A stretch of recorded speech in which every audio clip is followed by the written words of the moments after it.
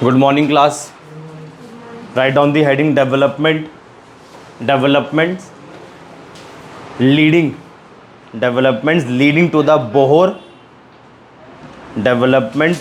to the Bohr's model of atom.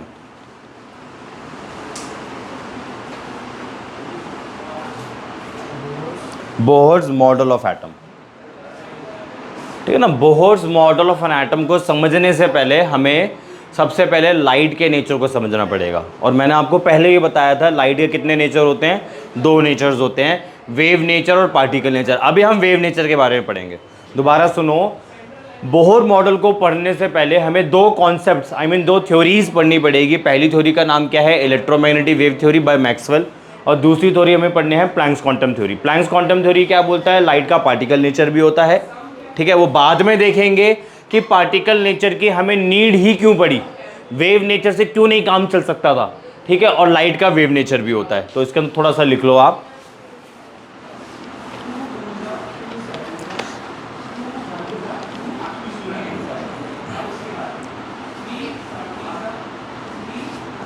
इसमें आप लिखो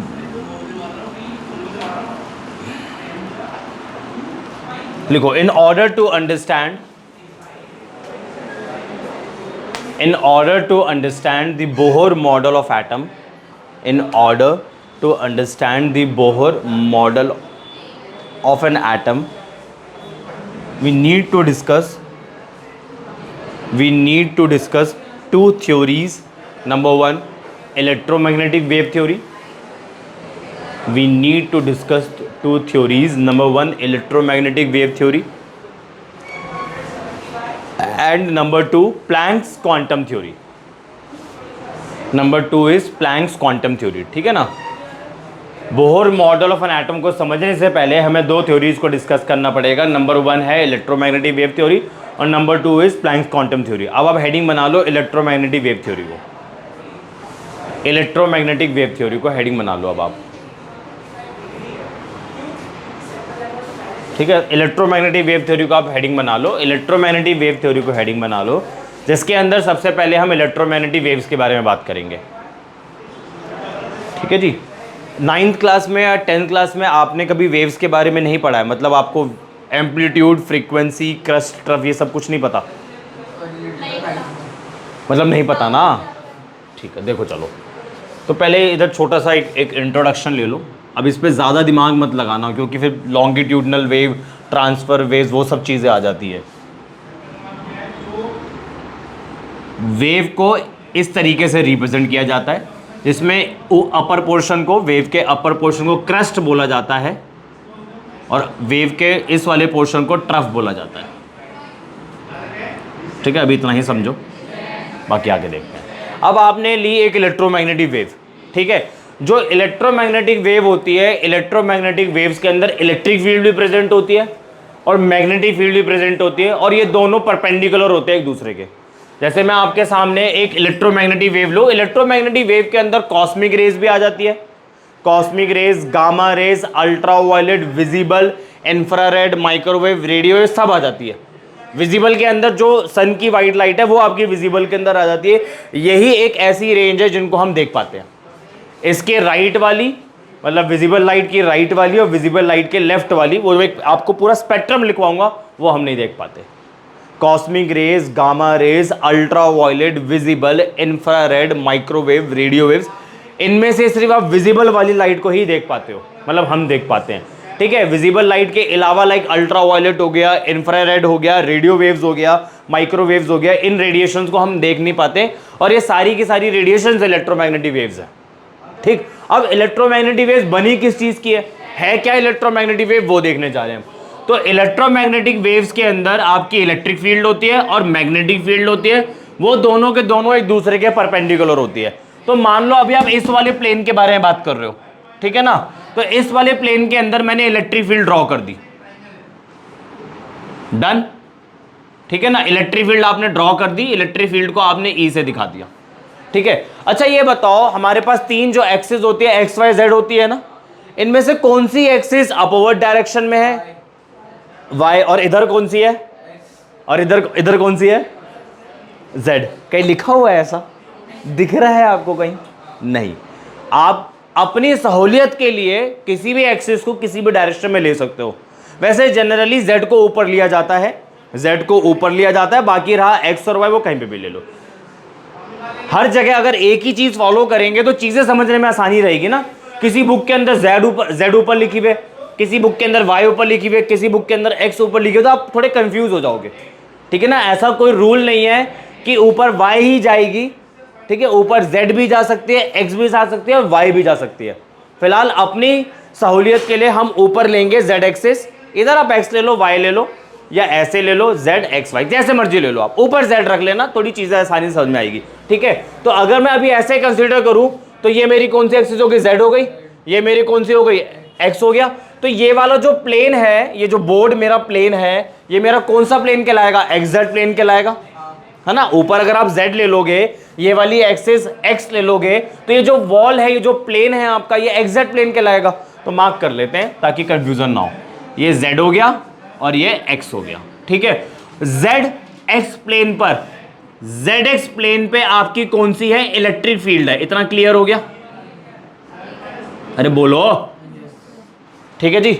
अब इसके परपेंडिकुलर कौन सा प्लेन है? अगर मैं y एक्सिस ऐसे ले लूं तो,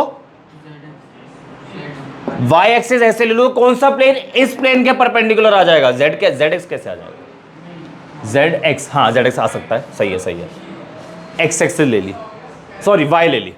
ठीक है, तो ये वाला प्लेन क्या इस वाले प्लेन के परपेंडिकुलर है ना।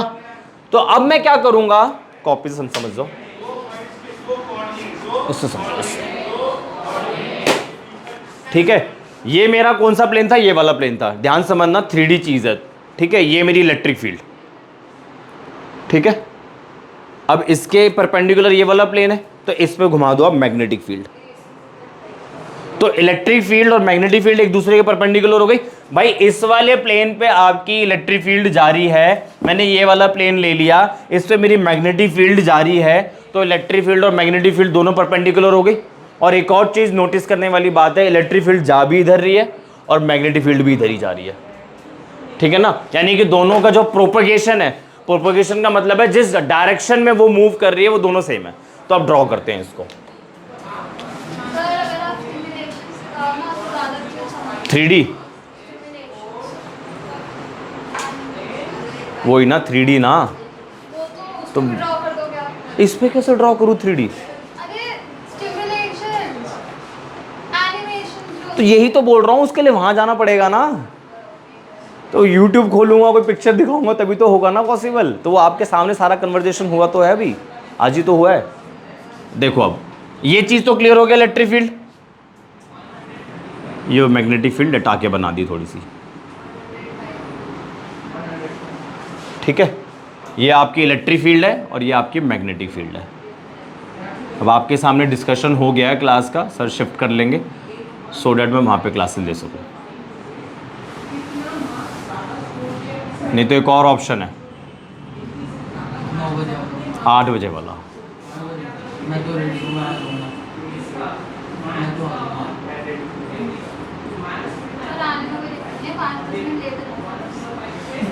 ठीक है जी, अब देखो इलेक्ट्रिक फील्ड ऐसे है, मैग्नेटिक फील्ड ऐसे है। ठीक है जी, मतलब क्रस्ट बोर्ड के पीछे होगा, ट्रफ बोर्ड के आगे होगा, ये आपका प्लेन है ना। तो इलेक्ट्रिक फील्ड और मैग्नेटिक फील्ड दोनों एक दूसरे के परपेंडिकुलर हो गई, कॉन्सेप्ट क्लियर हो गया। और ये दोनों के दोनों किसके परपेंडिकुलर होते हैं? डायरेक्शन ऑफ द वेव के परपेंडिकुलर होते हैं। यानी कि इन सिंपल वर्ड्स, इलेक्ट्रोमैग्नेटिक वेव्स के अंदर इलेक्ट्रिक फील्ड, मैग्नेटिक फील्ड और डायरेक्शन ऑफ अ वेव, ये तीनों के तीनों एक दूसरे के परपेंडिकुलर होती है। ये बेसिकली इलेक्ट्रोमैग्नेटिक वेव होती है। क्लियर हो गया? ये पहला पॉइंट था आपका। अभी सुनते जाना, एक साथ लिखवाएंगे। ZX प्लेन पे आपकी कौन थी? इलेक्ट्रिक फील्ड थी। और X और Y, XY प्लेन पे कौन है? Magnetic field.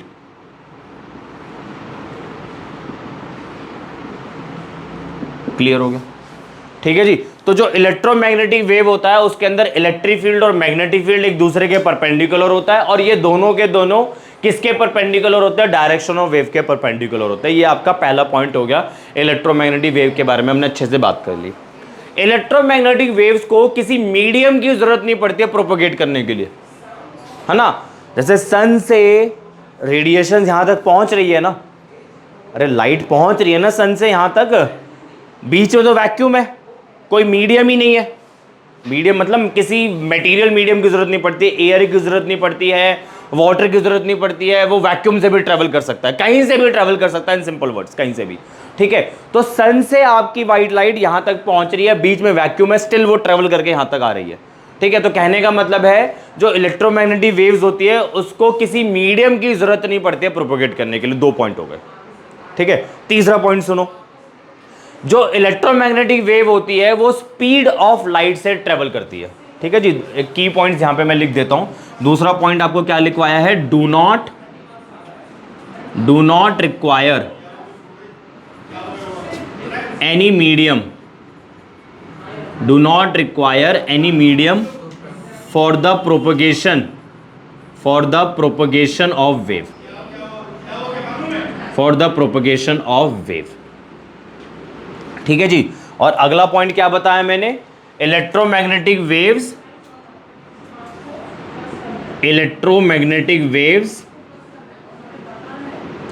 Traverse with a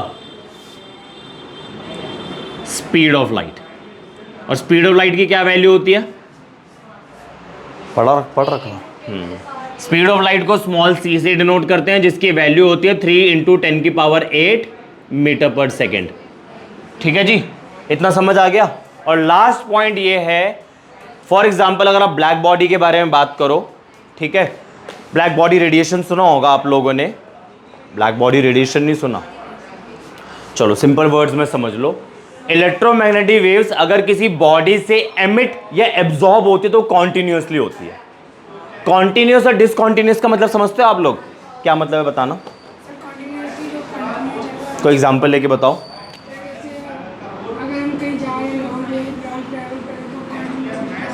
देखो आपके सामने मैंने एक बॉल ले ली जिसकी हाइट है 10 मीटर, बॉल को मैंने एक पर्टिकुलर हाइट पर रख दिया है, 10 मीटर है, ठीक है, बॉल अभी यहां पर है, ठीक है। अब आप बॉल को सरफेस पे लाना चाहते हो तो 2 तरीके से वो आ सकती है, या तो वो कॉन्टिन्यूसली आ जाए, तो इसके अंदर जो वैल्यू है मतलब जो हाइट ऑफ बॉल है वो घट रही है और कॉन्टिन्यूसली घट रही है, इनफाइनाइट पॉसिबिलिटीज बनेंगी, है ना। 10, 9.9, 9.8, ये तो मैं ऐसी पॉसिबिलिटीज है जो मैं काउंट कर रहा हूं, वरना अगर आप इनफाइनाइट पॉसिबिलिटीज की तरफ मूव करो तो 10 से सबसे छोटी वैल्यू क्या होगी, 0.0000001 सब्ट्रैक्ट कर दो, जितना आप सोच सकते हो उतना सब्ट्रैक्ट कर दो। तो यहां से जब आप यहां तक आओगे तो height of ball will decrease continuously, तो हाइट की जो वैल्यूज आएगी वो इनफाइनाइट होगी, फाइनाइट तो नहीं होगी ना, इनफाइनाइट होगी ना, इसे बोलते हैं कॉन्टिन्यूस, ठीक है। तो कहने का मतलब है जब किसी बॉडी से इलेक्ट्रोमैग्नेटिक वेव्स मतलब रेडिएशंस एमिट या एब्जॉर्ब होती है तो कॉन्टिन्यूसली एमिट होती है, कॉन्टिन्यूसली एब्जॉर्ब होती है। अब डिसकॉन्टिन्यूस का भी समझ लो मतलब। अब मैं फिर से यही वाला केस ले रहा हूं, फिर से मैंने बॉल को 10 मीटर की हाइट पे रख दिया है,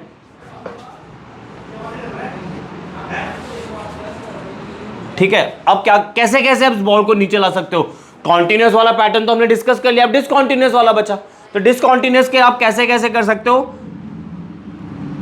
8 पे लेकर आ गया, इसको 8 मार्क कर दो, 8 मीटर, उसके बाद थोड़ा सा सेम रखो, फिर नीचे ले आओ 6 मीटर,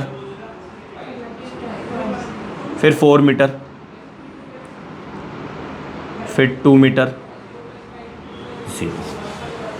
तो जो वैल्यूज आ रही है हाइट ऑफ बॉल की, जो वैल्यूज आ रही है वो मल्टीपल्स में आ रही है।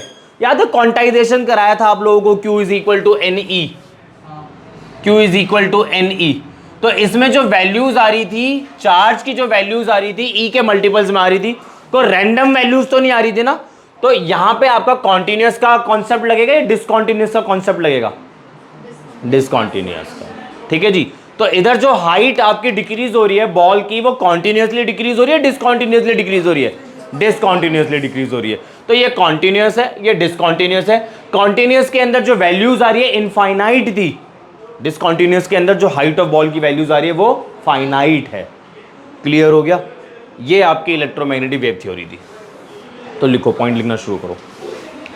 इलेक्ट्रोमैग्नेटिक वेव थोड़ी हेडिंग डाल लो, बंदे का नाम लिख लो, जेम्स क्लार्क मैक्सवेल। इस बंदे की वजह से पढ़ना पड़ रहा है, James Clerk Maxwell. James Clerk, James की स्पेलिंग नहीं पता? अरे Kent Clark, Superman, CLARK, James Clerk Maxwell, इसकी वजह से पढ़ना पड़ रहा है। ब्रैकेट में लिख लो 1864। अब लिखो, फर्स्ट पॉइंट लिखो, the energy is emitted, the energy is emitted, the energy is emitted from any source, the energy is emitted from any source, bracket में लिख लो, like the heated rod, like the heated rod, the energy is emitted from any source, bracket में लिखो, like the heated rod और the filament of a bulb, the energy is emitted from any source in bracket like the heated rod और the filament of a bulb through which electric current is passed, through which electric current is passed, the energy is emitted from any source in bracket like the heated rod or the filament of a bulb through which electric current is passed continuously in the form of radiations, continuously in the form of radiations or waves, continuously in the form of radiations or waves,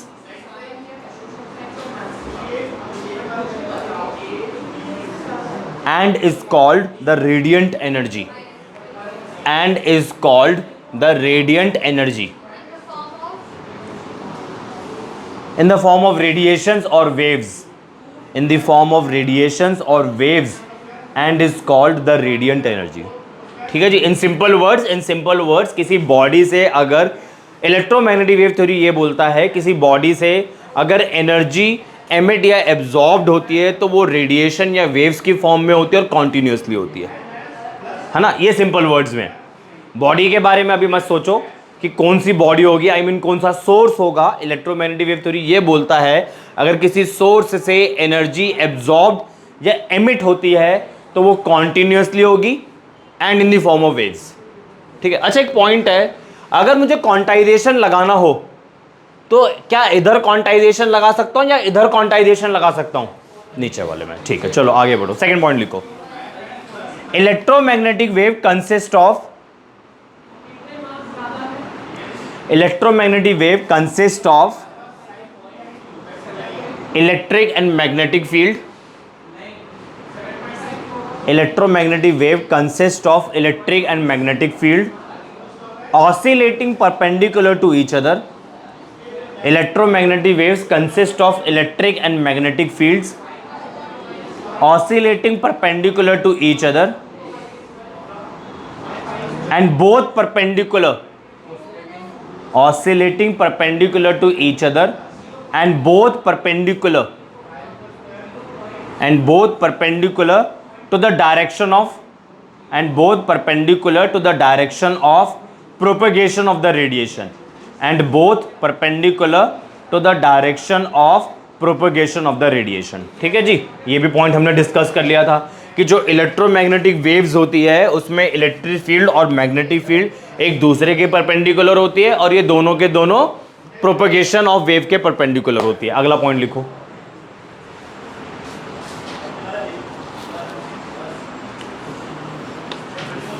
the radiations possess, the radiation possess, the radiation possess wave character, the radiation possess wave character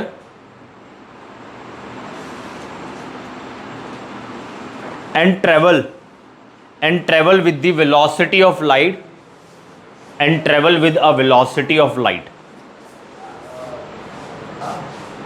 and travel with a velocity of light। Bracket में लिख लेना small c is equal to 3 into 10 raise to the power 8 metre पर second.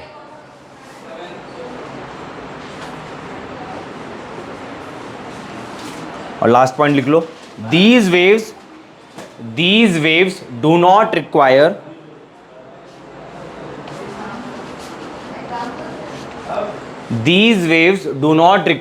any material medium. These waves do not require any material medium for propagation. These waves do not require any material medium for propagation. For example, rays from the sun reach us. Rays from the sun reach us through the space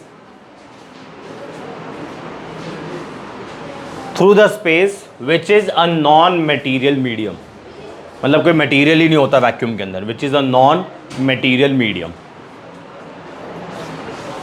सही बात भाई, आगे बढ़े. Non material medium मतलब कोई material ही नहीं, वहां पे एयर तक नहीं है, वहां पे कुछ भी नहीं है. नेक्स्ट हेड डालो, some important characteristics of a wave. ये आपको ड्रॉ नहीं करना, कर लिया, करना होता है, ठीक है. लिखो, some important characteristics of a wave.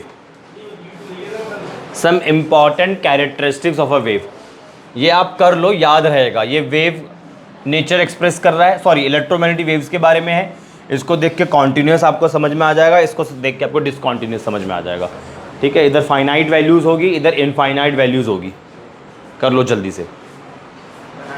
हाँ बना लो मेरे भाई, बना लो. कि पेपर में अगर थ्योरी एक्सप्लेन करने के लिए आ गया, आपके स्कूल वालों ने दे दिया, फिर क्या करोगे. की पॉइंट्स अपनी तरफ से लिखना ना अपने लैंग्वेज के अंदर, यही होता है. रटना थोड़ी ना होता है. छोटे बच्चे रटते हैं तो वो भी गलत रटते हैं, उनको सिखाया ही वैसे जाता है.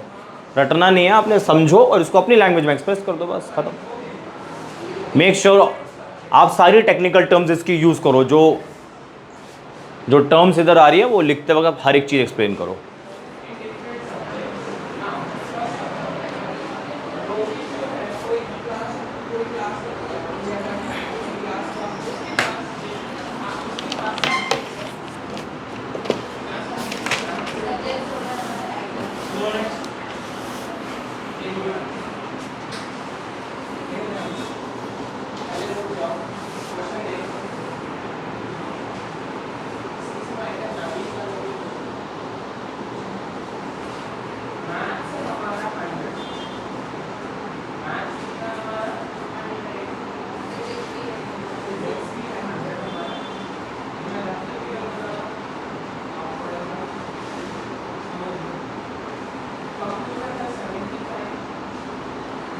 चलो जी नेक्स्ट हेडिंग.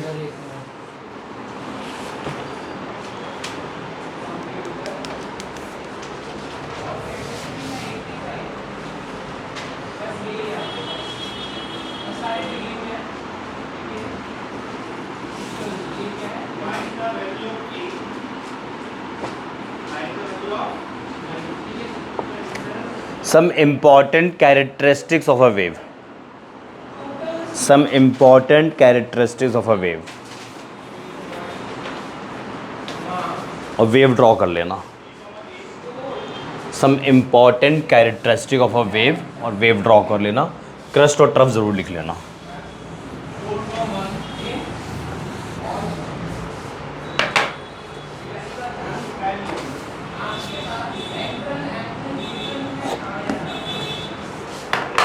ठीक है जी. इसको क्रस्ट बोला जाता है और इसको ट्रफ बोला जाता है.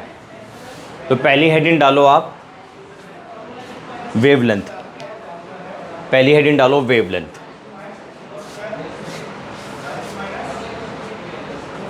इसे क्रस्ट, ये भी क्रस्ट है, ये भी क्रस्ट है, ये ट्रफ है. तो एक ट्रफ इधर भी आएगा अगर बनाना चाहूँ तो मैं, है ना, बना ही लेते हैं क्योंकि एक कॉन्सेप्ट और समझाना है मुझे इसलिए.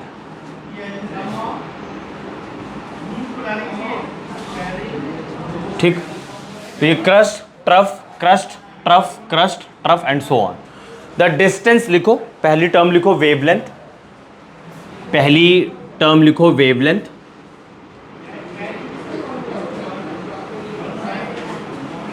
ठीक है, वेवलेंथ.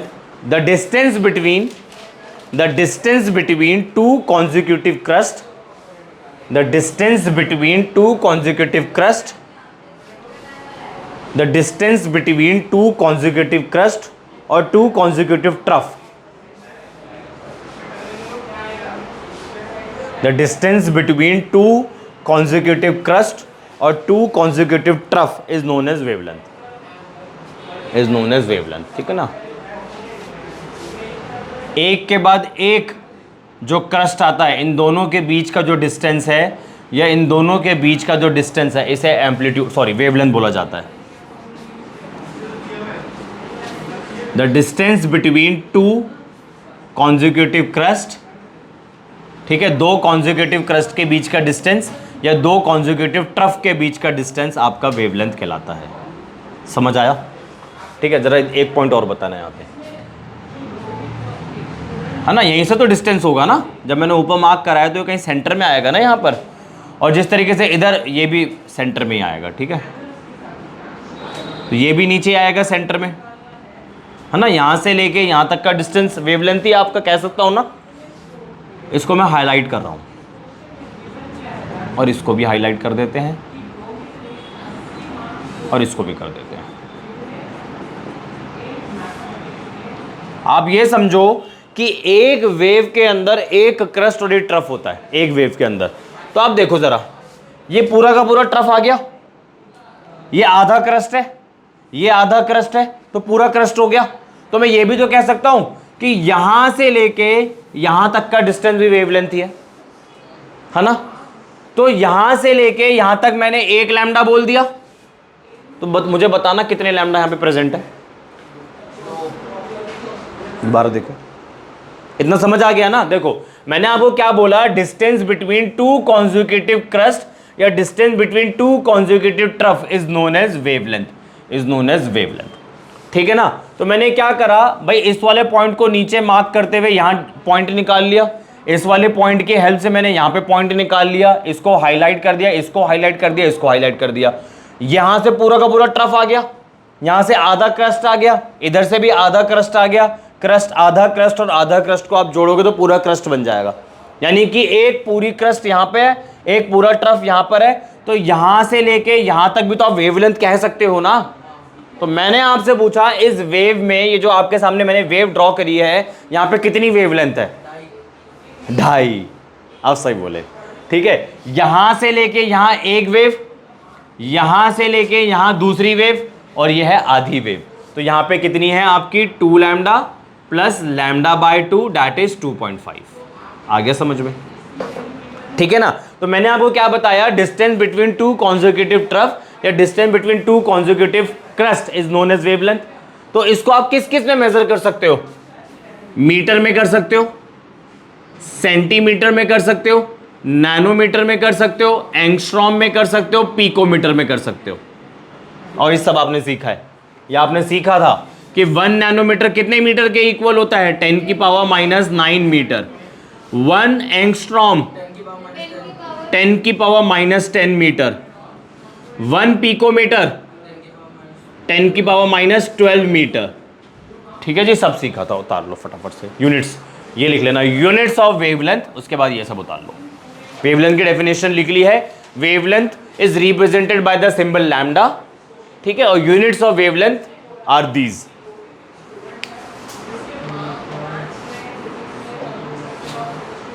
मीटर भी हो जाएगा, सेंटीमीटर भी हो जाएगा, नैनोमीटर भी हो जाएगा, पिकोमीटर भी हो जाएगा, एंगस्ट्रॉम भी हो जाएगा। और ये सब कन्वर्जन हमने थोड़ी दिन पहले ही सीख ली थी।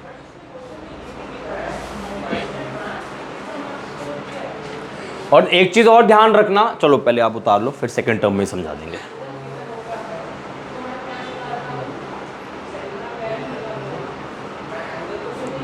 Units of wavelength are metre, centimetre, nanometre, angstrom, picometre.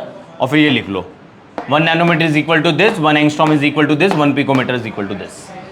ठीक, अब आप लिखो एम्पलीट्यूड। नेक्स्ट लिखो एम्पलीट्यूड।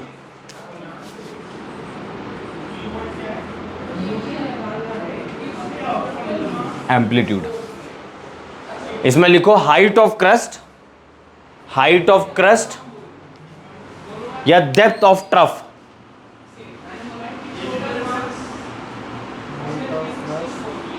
हाइट ऑफ क्रस्ट या depth of trough is known as amplitude.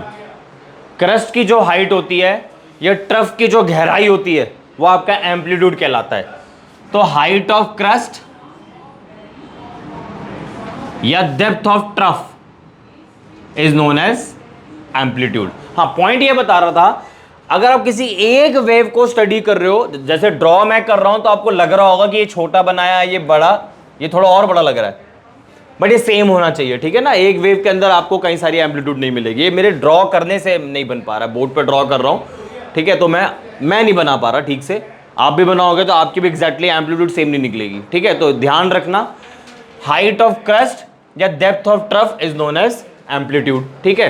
तो ये भी तो एक काइंड ऑफ डिस्टेंस ही है, तो इसकी यूनिट भी सेम ही होगी, metre, centimetre, nanometre, angstrom, picometre. Amplitude को ए से डिनोट करते हैं, ठीक है। लैम्डा क्या बताया मैंने, distance between two consecutive trough या distance between two consecutive crest या distance between two consecutive trough is known as wavelength. Lambda से डिनोट करते हैं। लैम्डा तो सुना होगा आपने पहले, ये भी नहीं सुना, बस ठीक है। और हाइट ऑफ क्रस्ट या depth of trough is known as amplitude. तो जो यूनिट आपकी वेवलेंथ की हो जाएगी वो यूनिट आपकी एम्पलीट्यूड की हो जाएगी, ठीक है। डन, आगे बढ़े। यूनिट जरूर लिख लेना दोबारा से बेशक। इसके बाद आप लिखो wave number.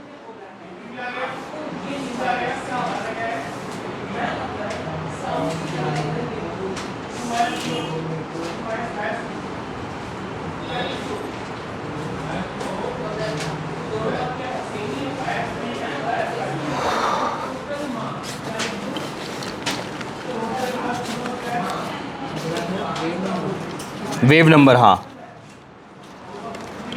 Wave number next है जी, वेव नंबर।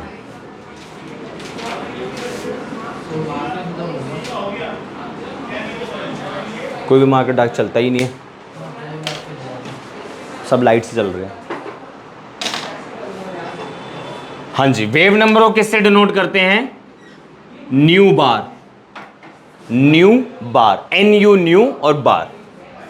न्यू का ऐसे लिखो, ये न्यू हो गया, और बार फ्रीक्वेंसी का सिंबल है ना ये। पहले आप वेव नंबर समझो, ठीक है। वेव नंबर क्या होता है, एक यूनिट लेंथ के अंदर कितनी वेव्स प्रेजेंट है उसे बोलते हैं वेव नंबर। पहले बताओ, एक कंप्लीट वेव किसे बोलूंगा मैं, दोबारा से क्वेश्चन आ रहा है, एक कंप्लीट वेव किसे बोलूंगा मैं। एक कंप्लीट वेव यहां से लेके यहां होगी ना, ऐसी वेव जिसके अंदर एक क्रस्ट और एक ट्रफ हो, ये एक कंप्लीट वेव है। तो मैंने आपको बोला एक यूनिट लेंथ, अब यूनिट लेंथ आपकी 1 मीटर भी हो सकती है, 1 सेंटीमीटर भी हो सकती है। यूनिट लेंथ का मतलब ये है। तो एक यूनिट लेंथ के अंदर कितनी वेव्स प्रेजेंट है उसे बोलते हैं वेव नंबर। तो number of waves present in a unit length, number of waves present in a unit length, number of waves present in a unit length is known as wave number. Number of waves present in a unit length is known as wave number. सही बात, ठीक। एक unit length के अंदर कितनी waves present है, एक unit length के अंदर कितनी वेव्स प्रेजेंट है, 2 है, 3 है, 4 है, 5 है, उसे हम बोलते हैं वेव नंबर, ठीक है जी। तो वेव नंबर को डिनोट किससे किया जाता है, न्यू बार से। कैलकुलेट कैसे करोगे, nu bar is equal to 1 by lambda. तो इसकी यूनिट क्या क्या बनेगी, अगर लैम्डा की यूनिट मीटर है तो लिख रहे हो, लैम्डा की यूनिट अगर मीटर है तो वेव नंबर की क्या हो जाएगी, मीटर इनवर्स। अगर इसकी यूनिट सेंटीमीटर है तो सेंटीमीटर इनवर्स, नैनोमीटर इनवर्स, ठीक है ना, एटसेट्रा। जो भी यूनिट वेवलेंथ की होगी उसकी इनवर्स कर दो, वो वेव नंबर की यूनिट हो जाएगी।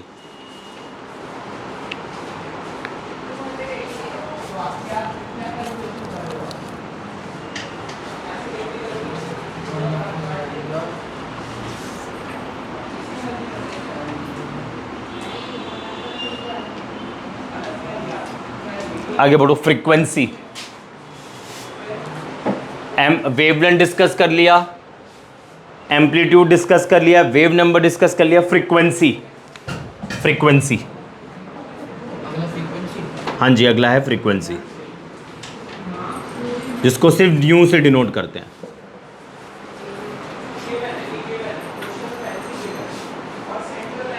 ठीक है जी, मान लो आपने ये एक पॉइंट ले लिया,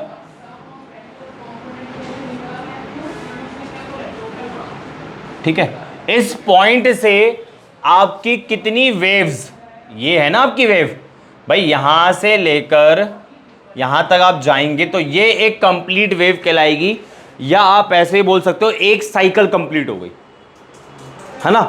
तो इस पॉइंट से आपकी कितनी वेव पास कर रही है एक सेकेंड के अंदर, उसे बोलते हैं frequency.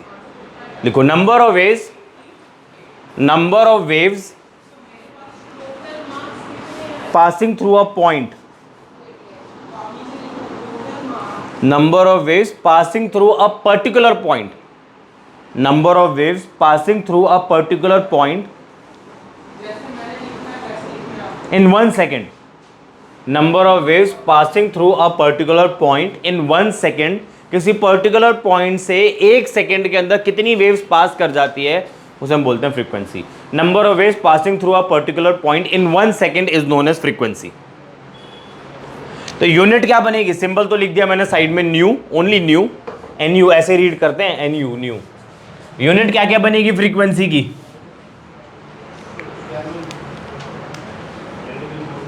Unit of frequency,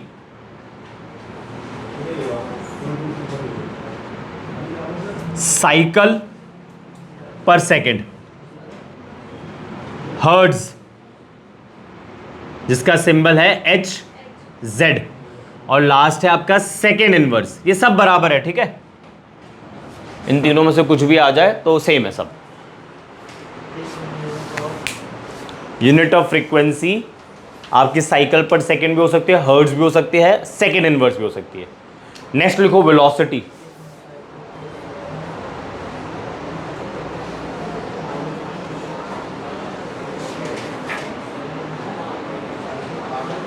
next लिखो वेलोसिटी। भाई अगर आप लोगों से वेलोसिटी डिफाइन करने के लिए बोला जाए तो कैसे डिफाइन करते हो आप, डिस्टेंस ट्रेवल्ड बाय ऑब्जेक्ट पर यूनिट टाइम, है ना, डिस्टेंस अपॉन टाइम, तो इधर भी वही है वेलोसिटी। लिख लो डिस्टेंस, हाँ सॉरी, स्पीड, स्पीड के लिए डिस्टेंस, वेलोसिटी के लिए डिस्प्लेसमेंट। चलो लिखो, स्पीड, स्पीड लिखना है, ठीक है, डिस्टेंस, डिस्टेंस ट्रेवल्ड बाय, अरे कोई बात नहीं मैडम, लिख लो distance travelled by wave, distance travelled by wave, distance travelled by wave per unit time, distance travelled by wave per unit time is known as speed. ठीक, correct कर दिया। और आपको पता ही है जितनी भी इलेक्ट्रोमैग्नेटिक वेव्स है सब स्पीड ऑफ लाइट से ट्रेवल करते हैं। हम तो इलेक्ट्रोमैग्नेटिक वेव थ्योरी पढ़ रहे हैं। लास्ट लिखो time period.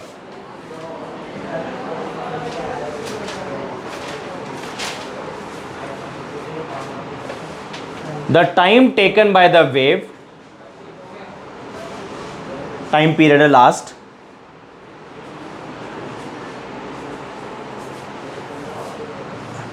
Time taken by the wave to complete one cycle,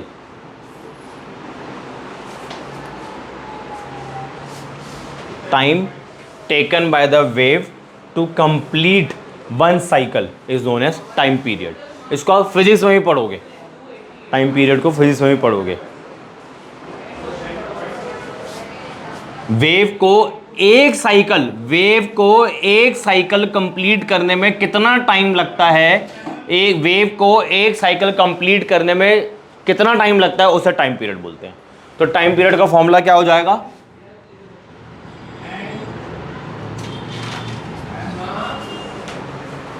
one by new. Next लिखो रिलेशनशिप बिटवीन, इसकी यूनिट, जो यूनिट आप लेट्स से इसकी फ्रीक्वेंसी की यूनिट है सेकेंड इनवर्स, तो ऊपर जाके क्या हो जाएगा, सिर्फ सेकेंड, है ना। लिखो रिलेशनशिप बिटवीन वेवलेंथ, सिंबल लिखना, ठीक है, पूरा पूरा वर्ड मत लिखना। Relationship between wavelength, frequency, symbol लिखना इनके।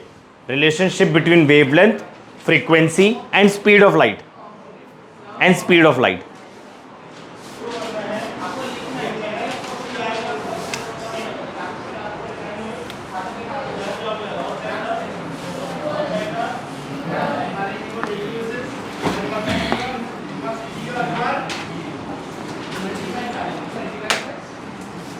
C is equal to nu lambda, ये आपका रिलेशन है। कल की क्लास कैसे करेंगे आप? अब नहीं, उनको पूछ रहा हूँ, छुट्टी। देखो वैसे एक इनविटेशन आया हुआ है मेरे को, अगर मैं वहाँ गया तो छुट्टी है, नहीं गया तो क्लास है, ठीक है ना। आप मेरे को आते रहते हैं मॉर्निंग का, मुझे आते रहते हैं, शाम को रख लूँगा क्लास। ऐसे भी पढ़ने से क्यों आप लोग भागते हो? नहीं मैंने पूछा नहीं, मैंने पूछा नहीं।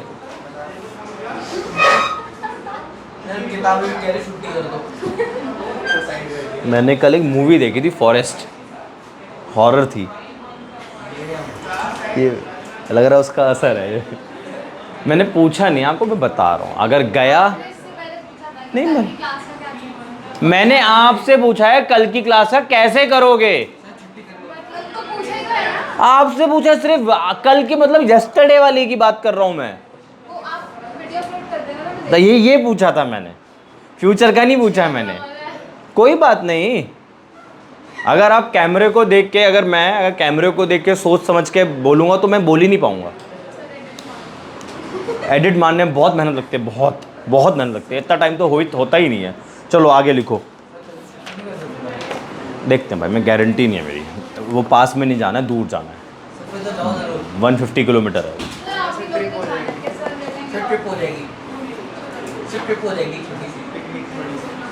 मैंने वो पिकनिक करी थी, मेरी गाड़ी का नुकसान हो गया था, उसी पिकनिक में वहीं गया था मैं। लिखो इलेक्ट्रोमैग्नेटिक स्पेक्ट्रम। हाँ फिर क्वेश्चंस करने। Electromagnetic spectrum, electromagnetic spectrum. What do you want to become in your life Divyanshu in future? आप भविष्य में क्या बनना चाहते हैं? अभी क्या है? आप क्या बनना चाहते हैं? जिसने रिप्लाई दिया,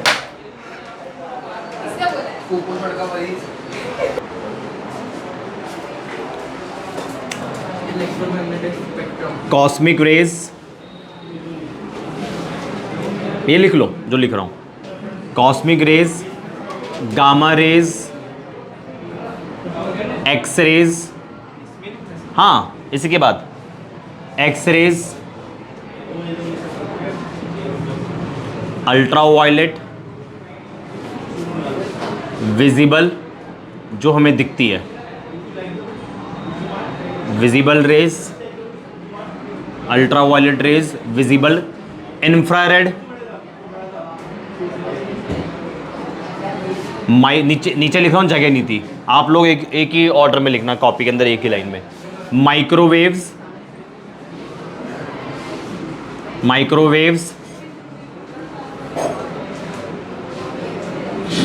रेडियो वेव्स, ठीक है।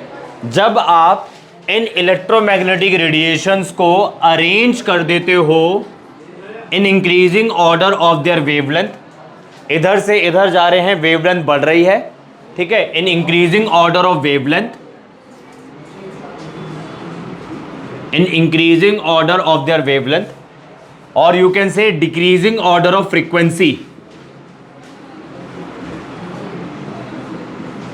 ठीक है। यहां से यहां जा रहे हैं तो वेवलेंथ बढ़ रही है, ठीक है जी। ये चीज ध्यान रखना, ये बड़ा इंपॉर्टेंट होता है बोर्ड में। आप बोर्ड के पेपर में अगर ऐसा कोई क्वेश्चन आ जाएगा, मतलब इंक्रीजिंग ऑर्डर में अरेंज करने वाला या डिक्रीजिंग ऑर्डर में अरेंज करने वाला, और आपने ऑर्डर ही गलत लिख दिया, ये साइंस भी गलत लिख दिया, तो आपके मार्क्स सीधा सीधा कट जाएंगे। तो इंक्रीजिंग ऑर्डर मतलब छोटे से बड़ा, तो कॉस्मिक रेज की वेवलेंथ छोटी है, फिर साइन ऐसे बढ़ रही है ना, वेवलेंथ ज्यादा ज्यादा ज्यादा ज्यादा और ज्यादा सबसे ज्यादा।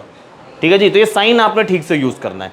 तो अगर आप इन इलेक्ट्रोमैग्नेटिक रेडिएशंस को अरेंज कर देते हो in increasing order of wavelength या decreasing order of frequency, is known as electromagnetic spectrum. इस स्पेक्ट्रम को बोलते हैं इलेक्ट्रोमैग्नेटिक स्पेक्ट्रम। ये याद होना चाहिए आपको, टिप्स पे लिखो। When these electromagnetic radiations are arranged, when these electromagnetic radiations are arranged in order of their increasing wavelength,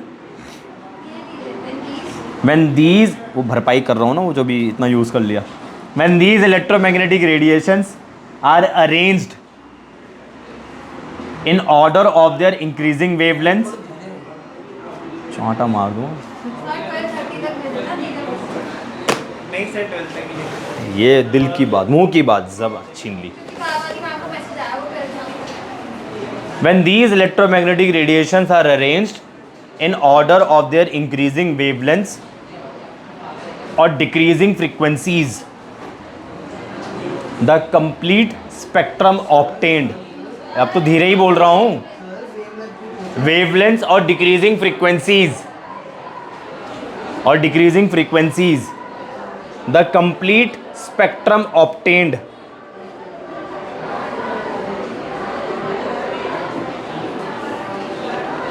is called electromagnetic spectrum. The complete spectrum obtained is called electromagnetic spectrum. Once again, when these electromagnetic radiations are arranged in order of their increasing wavelengths or decreasing frequencies, the complete spectrum obtained is called electromagnetic spectrum. तो ये जो आपके सामने मैंने ये लिखा है, ये इलेक्ट्रोमैग्नेटिक स्पेक्ट्रम है, जिसमें से सिर्फ ये वाला हमें दिखता है, ठीक है ना, विजिबल लाइट, ये वाली रेंज हमें दिखती है, जो अप्रॉक्सीमेटली 400 से 700 नैनोमीटर के रेंज में लाई करता है। भाई ये वाली चिमकादड़ तो नहीं हो ना, तो ये सब हमें नहीं दिखेगी, कुत्ते बिल्ली चिमकादड़ों को दिखती है ये सब, ये वाली इंसानों को दिखती है। तो ये ऐसा बता चुका हूँ ऑलरेडी कि ये वाली विजिबल को छोड़ के ये वाली रेडिएशन और ये वाली रेडिएशन हम कैपेबल नहीं है इनको देखने के लिए, हमारी आईज इतनी कैपेबल नहीं है, सिर्फ हम इसी को ही देख पाते हैं। और इसकी वेवलेंथ की रेंज मैंने आपको दे दिया 400 से 700 नैनोमीटर, कहीं पे 750 लिखी मिलेगी, सुन लो इधर बारी, एक एवरेज रेंज दे दी है, कहीं पे ये 350 लिखा मिलेगा, कहीं पे ये 750 800 लिखा मिलेगा। तो घबराने वाली कोई बात नहीं, एक एवरेज मैंने आपको रेंज दे दी है कि 400 से लेके 700 नैनोमीटर के बीच की कहानी होती है इसकी। ठीक है, अब क्वेश्चन लिखो। ए वेवलेंथ, क्वेश्चन है, लिखूं बोलूं? A wavelength of a particular wave, ये लिख लेना विजिबल, ये जरूर लिख लेना, विजिबल के अंदर आपका 400 नैनोमीटर से 700 नैनोमीटर के बीच में है। और विजिबल के अंदर आपके कौन से कंपोनेंट आ जाते हैं VIBGYOR?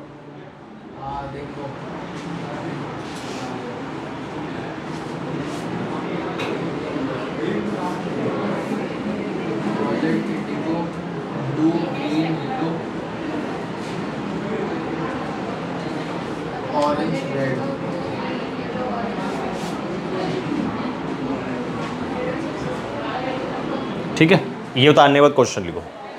A wavelength of a particular wave,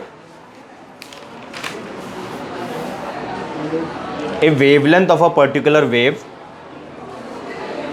a wavelength of a particular wave is 5000 angstrom. A wavelength of a particular wave is 5000 angstrom. Then calculate its frequency, then calculate its frequency, then calculate its frequency. समझदार बच्चे सबसे पहले given लिखते हैं। तो wavelength आपको कितना दे रखा है?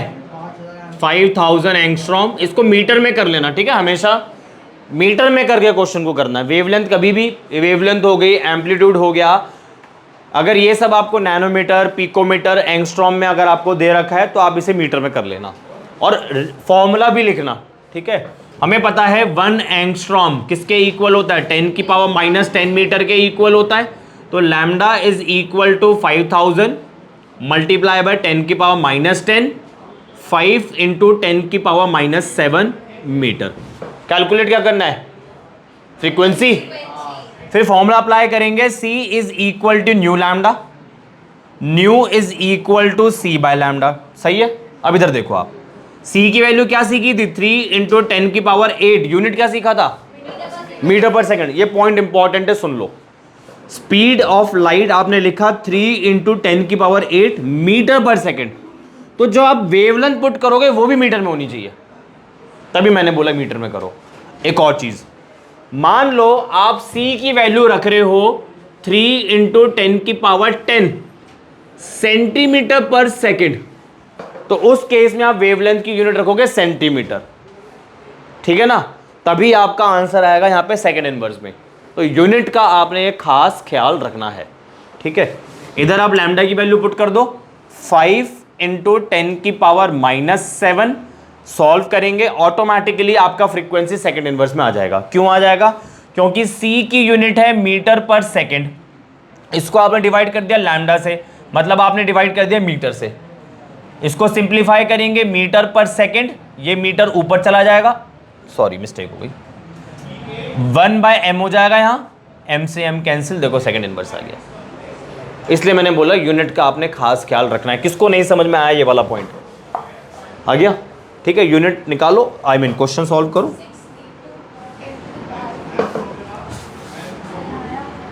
कितना आ रहा है, 6 इंटू 10 की पावर 14, और यूनिट के साथ लिखना आपने second inverse.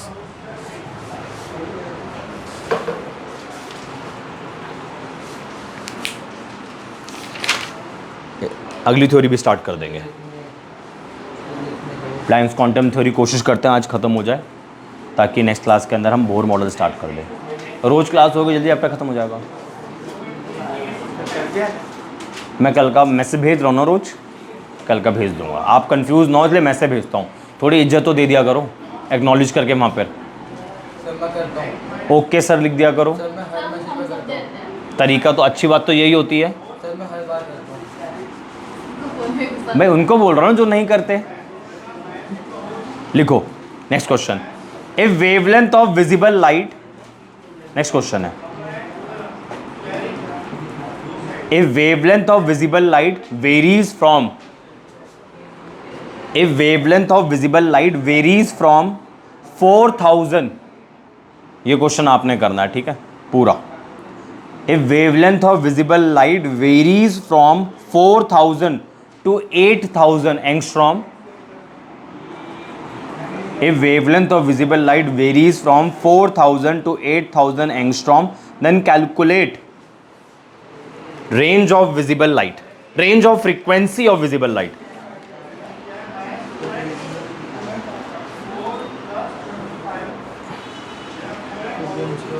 Visible light. A wavelength of visible light varies from 4000 to 8000 angstrom. Then calculate range of frequency of visible light. चलो करो। हाँ जी आपने करना है, पहले आप लोग ट्राई करें फिर मैं बताऊंगा। पहले आप लोग ट्राई करें फिर बताऊंगा।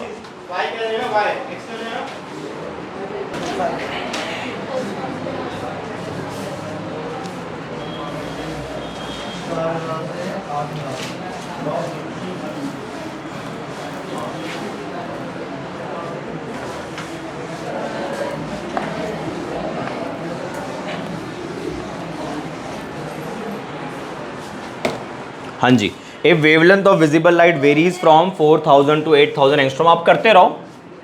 लैम्डा 1 आपको दे रखा है 4000 एंगस्ट्रॉम। हमें पता है 1 एंगस्ट्रॉम कितने मीटर के इक्वल होता है, 10 की पावर माइनस 10 मीटर के इक्वल होता है। तो lambda is equal to 4000 multiply by 10 की power minus 10, that is 4 into 10 की पावर माइनस 7 मीटर, ठीक है। दूसरा लैम्डा क्या है, 8000। ये विजिबल लाइट का ही तो रेंज दे रखा है आपको, ये जो आपको रेंज दे रखा है विजिबल लाइट का ही तो है, 4000 to 8000 angstrom. Lambda 2 is equal to 8000 angstrom, ठीक है। 1 एंगस्ट्रॉम हमें पता ही है किसके इक्वल होता है, सीधा सीधा लिख देते हैं 8000 इंटू 10 की पावर -10, 8 इंटू 10 की पावर -7, दोनों तरफ लैम्डा आ गया। C is equal to nu lambda, nu बताइए C बाय लैम्डा, C हो जाएगा 3 इंटू 10 की पावर 8, 4 इंटू 10 की power -7, nu is equal to C by lambda, C 3 into 10 की पावर 8 और 8 इंटू 10 की पावर -7। बस यही तो करना था आपने, ठीक है। ये न्यू 1 आ गया, ये रेंज ही बतानी थी बस, ये न्यू 2 हो गया। बताओ न्यू 1 क्या है? न्यू 1 इसके लिए निकलेगा ना 400 के लिए,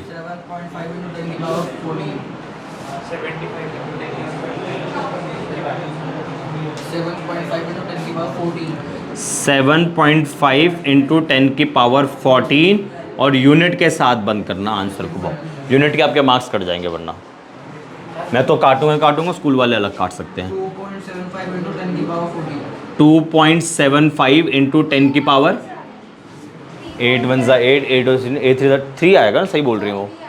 अगर आप 3 को 8 से डिवाइड करोगे, 8 3 ज़ा 24, तो फिर 6 बचा, 8 7 ज़ा 56, 2.7, सॉरी 3.7, हाँ ये चेक करो आपका 10 की पावर सेकंड। चलो नेक्स्ट हेडिंग डालो। ठीक है, तो हमने इलेक्ट्रोमैग्नेटिक वेव थ्योरी तो पढ़ ली, क्वेश्चन भी देख लिए, इसका 10 क्वेश्चन बनते भी नहीं कुछ। अब देखो, अगर लाइट का वेव नेचर कंप्लीटली सही होता, मतलब कंप्लीटली सही नहीं, मतलब लाइट का कोई और नेचर नहीं होता, करेक्ट बात तो ये है। अगर लाइट का कोई और नेचर नहीं होता तो जो फोटो इलेक्ट्रिक इफेक्ट हमें पढ़ना है, ब्लैक बॉडी रेडिएशन भी हमें पढ़ना है, ये दो इफेक्ट लाइट के वेव नेचर से एक्सप्लेन हो जाते हैं। अगर लाइट का कोई दूसरा नेचर नहीं होता तो जितने भी फिनोमिना है, जैसे कि ब्लैक बॉडी रेडिएशन हो गया, फोटो इलेक्ट्रिक इफेक्ट हो गया, उनको आप लाइट के वेव नेचर के बेसिस पे ही एक्सप्लेन कर देते। बट द पॉइंट इज, इन दोनों फिनोमिना को आप एक्सप्लेन तब तक नहीं कर पाओगे जब तक आप लाइट का पार्टिकल नेचर ना मानो, कंसीडर ना करो। ठीक है, तो यहां से कंक्लूड करते हैं कि लाइट का दूसरा नेचर भी होता है, पार्टिकल नेचर जिसे हम बोलते हैं, और लाइट के पार्टिकल नेचर को कंसीडर करते हुए हम ब्लैक बॉडी रेडिएशन भी पढ़ेंगे और फोटो इलेक्ट्रिक इफेक्ट भी पढ़ेंगे। समझ आया ना? लिखो इसके अंदर थोड़ा सा, limitations of electromagnetic wave theory, limitations of electromagnetic wave theory, limitations of electromagnetic wave theory. इसमें लिख लो आप electromagnetic wave theory, limitations of electromagnetic wave theory, ये बोला मैंने। अब लिखो इसके अंदर electromagnetic wave theory, electromagnetic wave theory was successful, electromagnetic wave theory was successful in explaining the properties, electromagnetic wave theory was successful in explaining the properties of light such as interference. Electromagnetic wave theory was successful in explaining the properties of light such as interference, diffraction, etc. Interference, diffraction, etc. Electromagnetic wave theory was successful in explaining the properties of light such as interference, diffraction, etc. But it could not explain the following. But it could not explain the following. इसमें आप लिख लो पहला, the phenomena of black body radiation, the phenomena of black body radiation, the photo electric effect, the phenomena of black body radiation. दूसरा लिखो the photo electric effect, black body radiation. दूसरा लिखो the photo electric effect, तीसरा लिखो the variations of heat capacities, the variation of heat capacities of solids, the variation of heat capacities of a solid as a function of temperature, the variation of heat capacities of a solid as a function of temperature. और fourth लिख लो, fourth लिख लो the line spectra of atoms as a function of temperature, मतलब heat capacity of a solid temperature पे depend करता है। और फोर्थ लिख लो the line spectra of atom, ये पढ़ना है वाला topic, the line spectra of atoms with special reference to hydrogen, the line spectra of atoms with special reference to hydrogen. देखो लाइट ने इंटरफेरेंस को एक्सप्लेन कर दिया, डिफ्रैक्शन को एक्सप्लेन कर दिया। इलेक्ट्रोमैग्नेटिक वेव थ्योरी जो है वो क्या बोलती है, लाइट का वेव नेचर होता है। तो इलेक्ट्रोमैग्नेटिक वेव थ्योरी के बेसिस पे लाइट का वेव नेचर को कंसिडर करते हुए हमने इंटरफेरेंस भी एक्सप्लेन कर दिया, डिफ्रैक्शन भी एक्सप्लेन कर दिया। बट हम फोटो इलेक्ट्रिक इफेक्ट को एक्सप्लेन नहीं कर पाए। किसकी हेल्प से? लाइट के वेव नेचर की हेल्प से। ब्लैक बॉडी रेडिएशन को भी एक्सप्लेन नहीं कर पाए।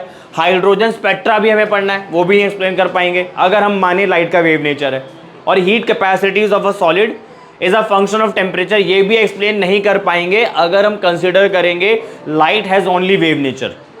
इन चारों को आप तभी एक्सप्लेन कर पाओगे जब आप लाइट का दूसरा नेचर भी कंसिडर करो, दैट इज लाइट का पार्टिकल नेचर भी होता है। हाँ जी,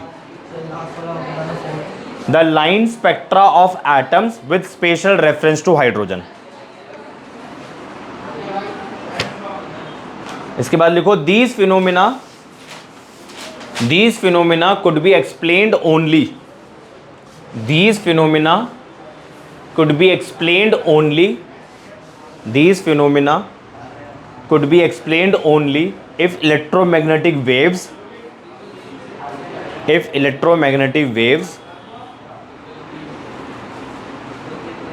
are supposed to have, if electromagnetic waves are supposed to have particle natures। ठीक है जी,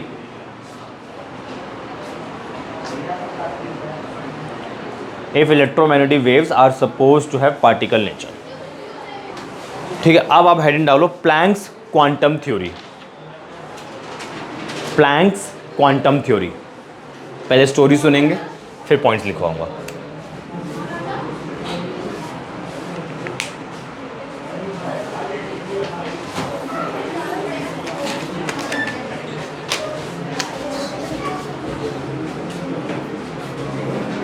प्लैंक्स क्वांटम थ्योरी,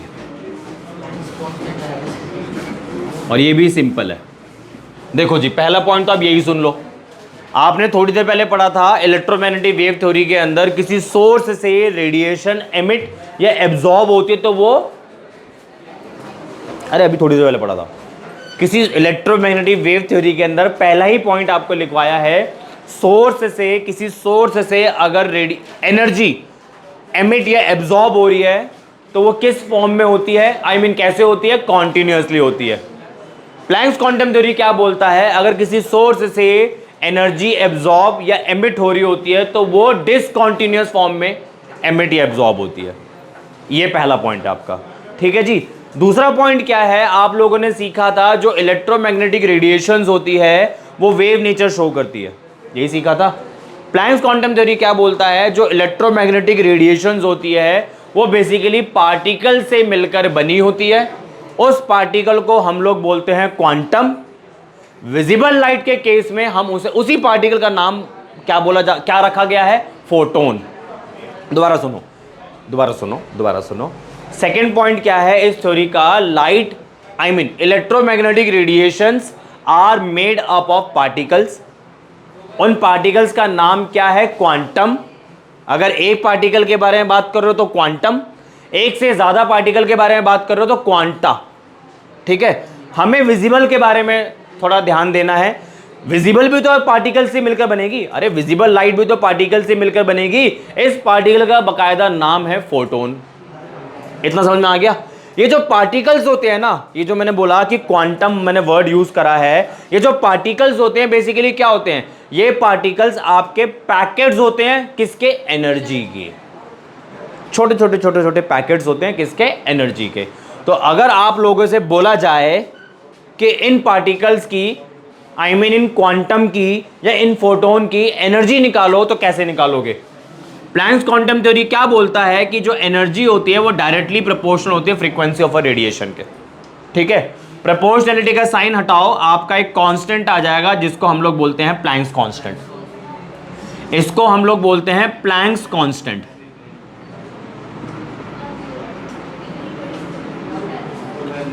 ठीक है, जिसकी वैल्यू होती है 6.626 into 10⁻⁻34 joule second. Calculation easy करना चाहते हो तो आप लोग इसको 6.63 कर देना, और यूनिट जरूर ध्यान रखना आप लोग। क्लियर हो गया? ठीक है ना भाई। पार्टिकल्स क्या है? Packets of energy. मम्मी बोलती दूध की थैली ले आ, दूध की थैली, ये एनर्जी की थैली है। ठीक है ना? क्लियर हुआ? ये तो एक फोटोन की एनर्जी है या एक क्वांटम की एनर्जी है। अगर आपको n फोटोन्स की एनर्जी निकालनी हो या n क्वांटम की एनर्जी निकालनी हो तो क्या करूंगा? E is equal to NH nu, है ना भाई। अगर आप n की वैल्यू 1 पुट कर दो तो एक फोटोन की एनर्जी, n पुट कर दो n फोटोन्स की एनर्जी। क्लियर है? क्लियर है? थक गए? तुमसे ज्यादा तो मुझे थकना चाहिए। अगर आप एक मोल फोटोन्स की, अगर आप एक मोल फोटोन्स की या एक मोल क्वांटम की एनर्जी निकालते हो तो उसे, इस एनर्जी को हम लोग बोलते हैं 1 आइंस्टीन।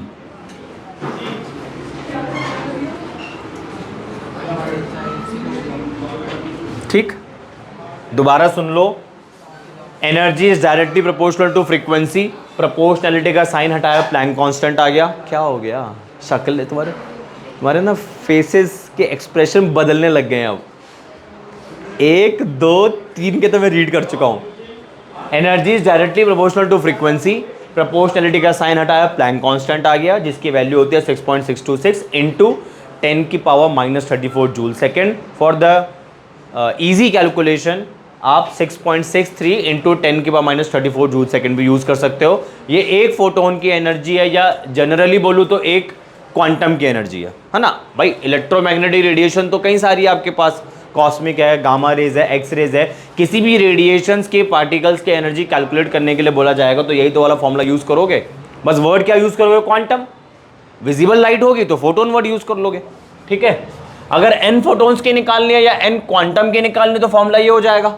अगर आपको 1 मोल क्वांटम की एनर्जी निकालनी है तो यहाँ पे एवोगैड्रोस रख दो, एवोगैड्रोस नंबर रख दो, और इस एनर्जी को हम लोग क्या बोलते हैं? 1 आइंस्टाइन। क्लियर है? आगे देखो भाई, ये वाला फॉर्मूला तो फ्रीक्वेंसी की टर्म्स में है ना। अगर मैं इसको वेवलेंथ के टर्म्स में लिखूं तो बड़ा इजी है। आपने पढ़ा, अरे इधर देख लो, C is equal to nu lambda, nu is equal to C by lambda. ये वैल्यू इधर पुट कर दो, इधर पुट कर दो, इधर पुट कर दो, तो फॉर्मूला आपका बदल जाएगा। E is equal to H C by lambda, E is equal to N H C by lambda, और E is equal to Avogadro's number H C by lambda. ठीक है जी, लिखो।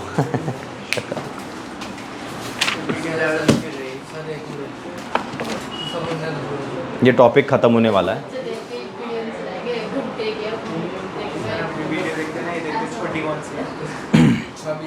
जिन्हें पढ़ना होता है ना वो देखता है। लिखो। सही होता है ना? नहीं, ये तो मैं अच्छे से लिखवा रहा हूँ। लिखो, जिसकी वजह से पढ़ना पड़ रहा है, मेरी वजह से नहीं। Max Planck, Max Planck. Planck की स्पेलिंग ये रही ना सामने। मर चुके हैं, और ऐसे मत बोलो यार। वो उन्हीं का ही टॉपिक पढ़ रहे हो और ऐसे बोल रहे यार। आत्मा आएगी, आत्मा आएगी। द फॉरेस्ट 2.0 मूवी बताइए ना मैंने आज ही। फॉरेस्ट हॉरर मूवी 2.0 बन जाएगी। इसकी आत्मा आ जाएगी ना सपने में इनके। चाय पिलाएंगे। लिखो मैक्स प्लैंक, ब्रैकेट लिख लो 1900। 1900, मैक्स प्लैंक 1900। ये इस ईयर में लिखो आगे, ये जन्म तिथि नहीं है भाई, ये थ्योरी की डेट वो ईयर है, लिखो आगे। Max Planck in bracket 1900 1900। इससे पहले पता चाहिए था यार। ये मरा या पैदा हुआ है? थ्योरी दी है। पाप लगेगा तुम्हें, पाप। लिखो पहला point, the radiant energy is emitted और absorbed, the radiant energy is emitted और absorbed not continuously, the radiant energy is emitted or absorbed not continuously, हाँ discontinuously लिख लो, the radiant energy is emitted or absorbed discontinuously, जो आपको सही लगे, in the form of small discrete, in the form of small discrete packets of energy. The radiant energy is emitted or absorbed not continuously but discontinuously in the form of small discrete packets of energy. Each such packet of energy, full stop करके, each such packet of energy is called a quantum. Each such packet of energy is called a quantum. Bracket में लिख लेना ऐसे,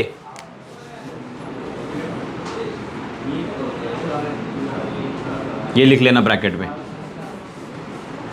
अगर एक से ज्यादा particles होंगे तो क्वांटा। अब बोले ना तुम, अभी है, लिखो आगे। In case of light, in case of light, इसी का पहले पॉइंट में, in case of a light the quantum of energy is called a photon. The quantum of energy, the quantum, quanta plural हो जाएगा ना, quantum of energy is called a photon. अच्छा एक point है, बताना क्या ये क्वांटाइजेशन है? क्वांटाइजेशन सिखाया तो था मैंने, है ना, एन आ रहा है ना, जो भी एनर्जी आएगी एन के मल्टीपल्स में होगी, है ना। अब ये सब उतार लो,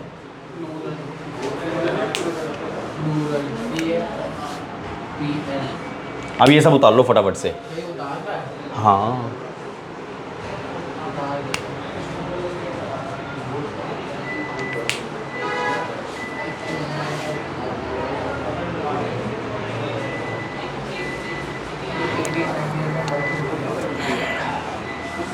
कर लो copy.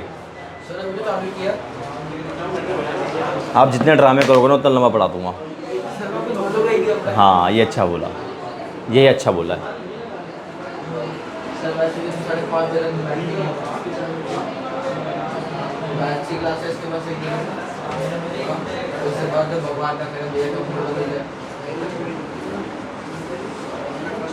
Question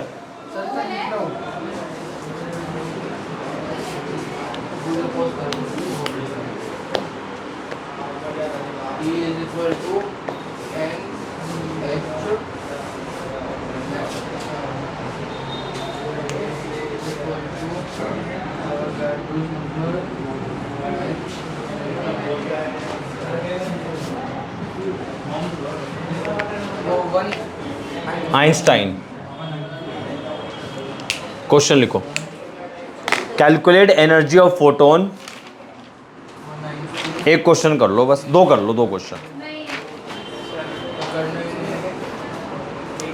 calculate energy of photon, दो क्वेश्चन कर लो फिर फ्री कर दूंगा, अलग अलग टाइप के इसलिए बोल रहा हूँ।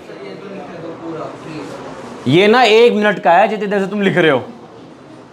Calculate energy of photon having wavelength 3000 angstrom. Calculate energy of photon having wavelength 3000 angstrom.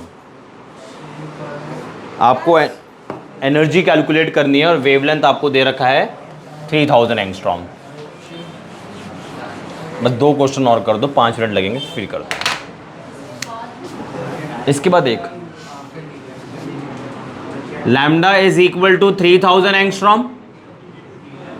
हमें पता है 1 एंगस्ट्रॉम किसके इक्वल होता है, 10⁻⁻10 मीटर तो lambda is equal to 3 into 10⁻⁻7 metre, ठीक है। एनर्जी निकाल लिया ना, लैम्डा आ गया। हमें पता है E is equal to H C by lambda. H is 6.63, easy calculation के लिए रख रहा हूँ 34। C कितना हो जाएगा 3 इंटू 10⁸, और नीचे आ जाएगा लैम्डा आपका 3 इंटू 10⁻⁻7। 3 से 3 तो ऐसे ही कैंसिल हो गया। 6.63 इंटू 10⁻⁻9 जूल्स, -19 जूल्स।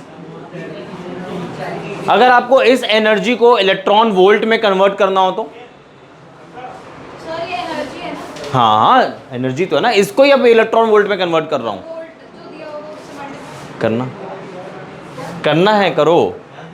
हमें पता है 1 इलेक्ट्रॉन वोल्ट कितने वोल्ट के इक्वल है, 1.6 इंटू 10⁻⁻19 जूल्स, है ना। इसको उल्टा करके लिख देता हूँ, 1.6 into 10⁻⁻19 joules is equal to 1 electron volt. तो 1 जूल कितने के इक्वल हो जाएगा, 1 divided by 1.6 into 10⁻⁻19 electron volt. जो एनर्जी आपकी जूल्स में आई है उसको डिवाइड कर दो इस नंबर से, तो energy is equal to 6.63 into 10⁻⁻19 divided by 1.6 into 10⁻⁻19। बताओ जल्दी से। 3 पॉइंट आ रहा, देखो 3 पॉइंट नहीं 4 पॉइंट, 4 पॉइंट आएगा। देखो सर मैं यहाँ से लिख सकता हूँ।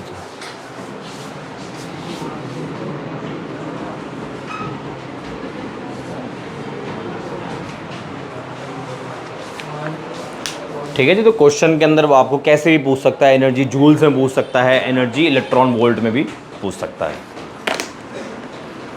ठीक है जी, डेट्स ऑल फॉर टुडे। आप लोग थक गए हो इसलिए छोड़ रहा हूँ, कल कर लेंगे। सर आपको प्लान नहीं होगा। नहीं, आप लोगों की शक्ल थोड़ी अच्छी नहीं नज़र आ रही, थके थके नज़र आ रही, छोड़ दिया। That's all for today and for more chemistry related video subscribe my channel. Thank you.